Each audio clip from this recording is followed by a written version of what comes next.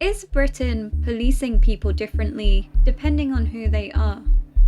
The murder of 18-year-old Henry Nowak has become one of the most politically charged stories in Britain this year, not only because of the horrific nature of the crime, but because of the questions it has raised about policing, race, and public trust.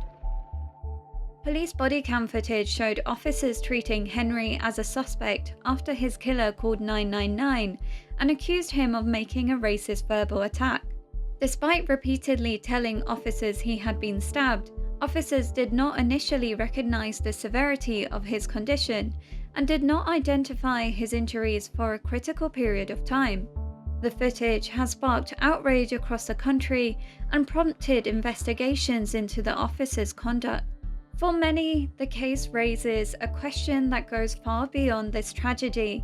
Would police have acted differently if the people involved had been of different races? Nigel Farage says the case is evidence of what he calls two-tier policing. That we're living in a two-tier culture in this country where the rights and privileges of white people matter less than those of ethnic minorities. Prime Minister Keir Starmer has rejected claims that Britain operates a two-tier policing system. However, he has also said serious questions must be answered about what happened to Henry Nowak.